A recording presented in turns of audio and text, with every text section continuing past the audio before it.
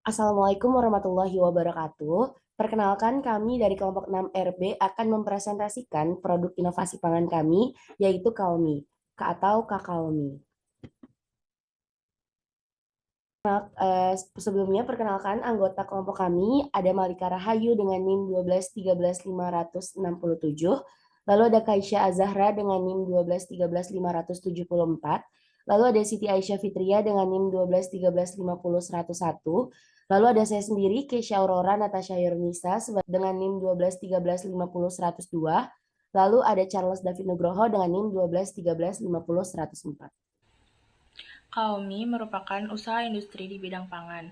Industri ini memanfaatkan potensi kandungan dari kakao dan tingginya minat konsumen terhadap mie, sehingga dilakukan inovasi yang dapat menghasilkan produk dengan rasa yang berbeda dan layak digemari oleh kalangan pelajar, mahasiswa, bahkan masyarakat umum. Ide makanan ini terinspirasi dari salah satu menu makanan, yaitu mie di restoran terkenal yang masih menjadi perhatian masyarakat. Pada produk kami, mie yang kami produksi berbahan dasar tepung terigu dan difortifikasi dengan cocoa powder. Kemudian untuk pangsit ayam sendiri menghasilkan rasa lebih gurih dan berbumbu, serta sambal yang kami buat juga lebih pedas karena dalam pembuatannya menggunakan cabai setan. Selanjutnya ada dasar pemikiran di mana belakangan ini kuliner sifatnya inovasi seperti produk mie dengan menghasilkan rasa yang berbeda dan banyak digemari oleh kalangan pelajar, mahasiswa, dan masyarakat umum. Dengan melihat tren kuliner saat ini, kami tertarik untuk membangun usaha dengan membuat produk yang menawarkan ciri khas berbeda dari kuliner lainnya, di mana inovasi produk kami itu adalah mie yang berbahan dasar tepung terigu dan difortifikasi dengan cocoa powder yang dinamakan kaumi.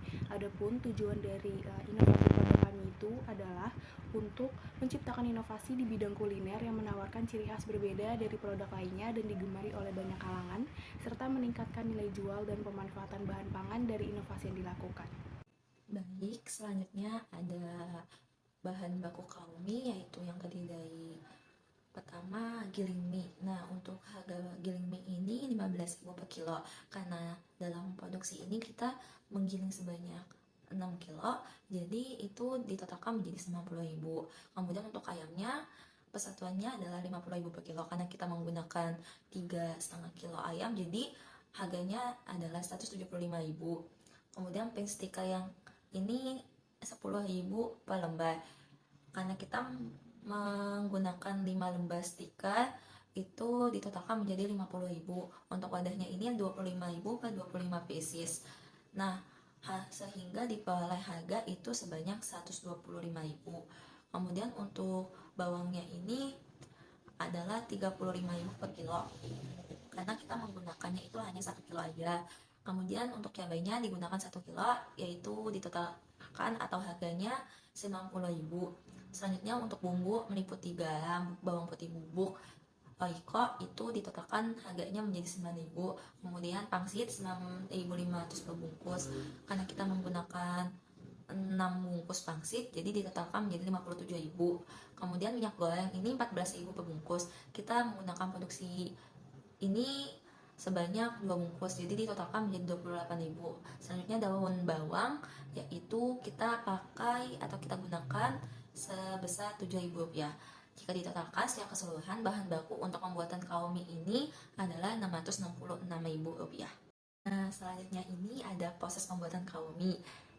Untuk pembuatannya itu pertama kita siapkan bahan-bahannya, yaitu ada tepung terigu, garam, telur, kakao powder, dan air. Kemudian dilanjutkan dengan pencampuran bahan-bahan sebelumnya. Selanjutnya pengulenan hingga kalis. Kemudian jika sudah kalis, didiamkan selama kurang lebih 15-30 menit. Nah, kemudian digiling, mie yang sudah didiamkan ini digiling. Selanjutnya akan dicetak menjadi bentuk mie. Selanjutnya akan dilakukan perebusan selama 15-30 menit, kemudian ditiriskan dan ditambahkan beberapa bumbu dan bahan pelengkap. Untuk bahan pelengkap kaomi ini digunakan ayam dan sambal. Sedangkan untuk pembuatan ayamnya ini, pertama kita cuci ayamnya terlebih dahulu, kemudian dilakukan pemotongan, selanjutnya rendang bumbu atau marinasi, yaitu bumbunya ada bawang putih, lada, dan jeruk nipis atau lemon. Selanjutnya dilakukan penggorengan hingga matang atau warna emas kecoklatan, jangan sampai hangus. Selanjutnya ini dihaluskan menggunakan blender. Nah, untuk sambalnya, pembuatannya itu pertama kita cuci terlebih dahulu, kemudian dilakukan perebusan. Selanjutnya dilakukan penghalusan menggunakan blender ataupun cobek. Berikan bumbu yaitu garam ataupun gula. Selanjutnya digoreng. Nah, kemudian jika ayam dan sambalnya sudah selesai, maka akan dimasukkan ke dalam kaumi. Begitupun untuk pangsit ayamnya, kita menggunakan pangsit yang sudah jadi. Jadi ayamnya yang sudah jadi dimasukkan ke pangsit kulit pangsit yang sudah jadi, kemudian digoreng dan bisa di plating dan disajikan oleh konsumen. Selanjutnya adalah gambaran kemasan produk, di mana produk kami menggunakan paper bowl sebagai kemasan yang terbuat dari kertas yang ramah lingkungan, sehingga penggunaannya dapat didaur ulang secara alami ataupun sengaja oleh manusia. Paper bowl sendiri juga dapat dibawa kemana saja, praktis, nyaman, dan aman jika digunakan untuk mengemas produk mie ini. Paper bowl ini dilengkapi dengan tutup yang transparan, sehingga konsumen dapat melihat visual produk yang ditawarkan oleh produk kami secara jelas dan langsung, di mana pada tutup kemasan tersebut diberi stiker logo agar mempermudah konsumen dalam mengenali produk kami. Nah, dalam penyajian konsumen akan diberikan sendok garpu yang menjadi satu agar mempermudah konsumen dalam mengkonsumsi produk ini. Nah, berikut logo dari produk kami, yaitu logo Kaumi. Melanjutkan menjelaskan mengenai analisis kelayakan ekonomi. Yang pertama ada harga jual dan harga pokok atau HPP. Untuk pengertiannya, HPP merupakan gambaran total pengeluaran biaya langsung oleh produsen yang timbul dari barang yang diproduksi dan dijual dalam satu periode. Dalam hal ini, HPP produk yaitu sama dengan total bahan baku dibagi jumlah porsi yang dihasilkan. Di sini yaitu total bahan baku sebesar 666.000 dibagi 100, yaitu jumlah porsi yang dihasilkan, yaitu sama dengan HPP 6.660 per porsi. Selanjutnya ada BEP atau break even point. Pengertiannya merupakan titik di mana biaya produksi sama dengan biaya pendapatan, atau biasa disebut dengan titik impas yang menunjukkan bahwa proses produksi telah menghasilkan pendapatan yang sama besarnya dengan biaya produksi yang dikeluarkan. Dengan keadaan ini, maka biaya penjualan per unit adalah konstan. Di sini total biaya tetap yaitu 650.000, biaya variabel per unit 6.660, kemudian harga jual barang per unit yaitu 13.000, sehingga keuntungan per unit 6.340.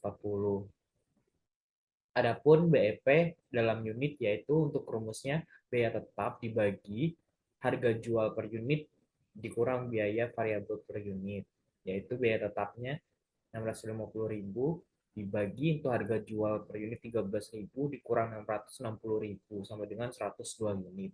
Kemudian BEP dalam rupiah yaitu rumusnya biaya tetap dibagi harga jual dikurang biaya variabel per unit dibagi harga jual per unit, yaitu 650.000 dibagi 13.000 dikurang 6.660 dibagi 13.000, yaitu 1.333.000.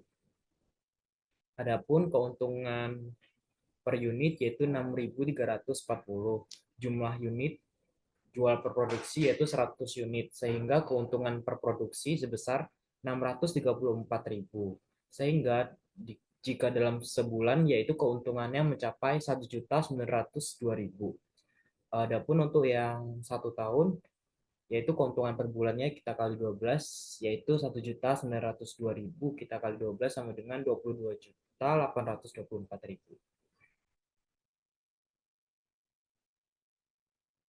Selanjutnya ada ROI atau Roll on Investment, yaitu merupakan rasio yang menunjukkan hasil atau return atas jumlah aktiva yang digunakan dalam suatu perusahaan atau suatu ukuran tentang efisiensi manajemen.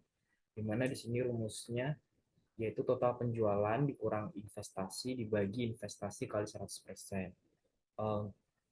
Yaitu untuk total penjualan 22.824.000 dikurang investasinya misalnya sebanyak 1 juta dibagi 1 juta dikali 100%, yaitu sama dengan 21,824%. Selanjutnya ada NPV atau Net Present Value, yaitu merupakan selisih antara nilai sekarang dari kas yang akan masuk dengan nilai sekarang dari kas yang akan keluar dalam periode waktu tertentu. Dalam hal ini misalkan yaitu dibeli mesin penggilingan mie sebesar 800.000. Kemudian ingin diketahui bahwa dari pembelian mesin penggiling mie itu mendapat keuntungan atau kerugian. Nah, terus dilakukan perbandingan nilai tersebut jika dimasukkan dalam deposito. Diasumsikan suku bunga sekarang yaitu 5% setahun. Di mana untuk tahun pertama sama dengan 600.000 dibagi 1 plus 0,05 pangkat 1 sama dengan 428. Kemudian untuk tahun kedua 500.000 dibagi 1 ditambah 0,05 pangkat 2 sama dengan 453.514. Kemudian untuk NPV yaitu jumlah antara tahun pertama sama tahun kedua dikurang sama harga penggilingannya. Didapat NPV yaitu 224.943.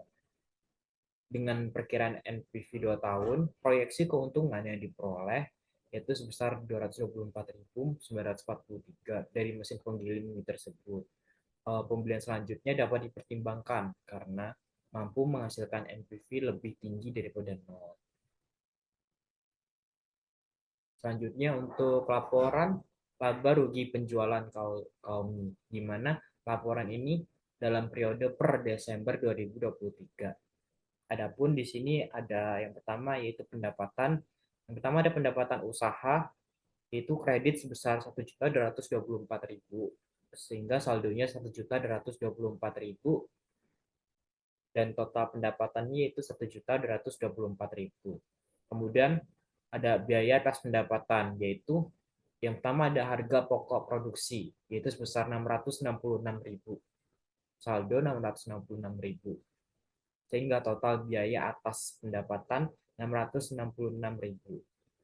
Sehingga dikurangi 1.224.000 dikurang 666.000 didapat laba kotor 558.000. Dapur selanjutnya ada biaya operasional, pendapatan lainnya sama biaya lainnya. Itu di sini 0. Kemudian sehingga didapatkan untuk laba rugi bersih yaitu sebesar 558.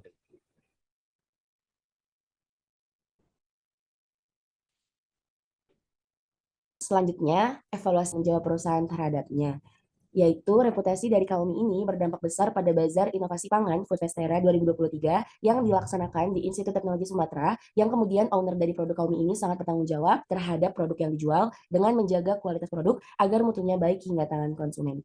Lalu yang kedua ada ciri-ciri atau keistimewaan tambahan atau yang disebut dengan features.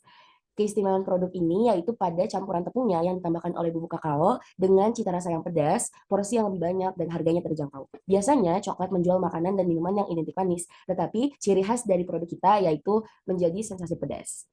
Lalu yang ketiga ada kehandalan atau reliability, di mana produk Kaumi ini termasuk ke dalam produk yang memiliki kemungkinan kecil mengalami kegagalan atau kerusakan, walaupun terdapat beberapa mie yang mengalami kerusakan karena kesalahan pada pekerja saat pembuatan mie, sehingga menjadi terlalu tipis. Lalu yang keempat ada kesesuaian dengan spesifikasi, di mana produk Kaumi ini telah memenuhi spesifikasi yaitu karakteristik sesuai dengan mie pada umumnya, serta proses pembuatan yang telah memenuhi standar yang telah ditetapkan. Lalu yang kelima ada daya tahan atau durability, di mana produk Kaumi ini tanpa perebusan memiliki daya tahan 3-4 hari, dan apabila diletakkan pada suhu chiller akan ada daya tahannya yaitu pada suhu ruang yaitu 1-2 hari. Lalu yang keenam ada kemampuan pelayan. Pelayanan pekerja dari produk Kaumi ini cukup cekatan dengan pembagian tugas secara merata. Ada yang melakukan bagian perurusan mie, lalu ada pekerja yang menjadi peracik bumbu, lalu ada pekerja yang mengemas produk, lalu ada pekerja yang melayani pelanggan, dan ada yang bertugas untuk memproduksi dan mempromosikan produk. Lalu yang ketujuh ada estetika, di mana penampilan pada produk Kaumi ini sangat menarik dengan tampilan topping ayam yang melimpah, taburan bawang goreng yang harum, serta daun bawang yang segar. Lalu yang terakhir ada kualitas yang dirasakan, di mana penilaian pelanggan terhadap produk Komi ini sangat baik. Banyaknya pelanggan yang membeli dan menilai produk ini, mereka menyampaikan bahwa rasa produk tersebut memiliki tekstur yang lembut dan rasa yang berlimpah. Kesimpulan dari kelompok kami yaitu produk mie kakao adalah makanan inovasi mie berbahan dasar tepung terigu yang difortifikasi dengan kakao powder dilengkapi dengan pangsit ayam, daun bawang, bawang goreng, serta sambal yang pedas.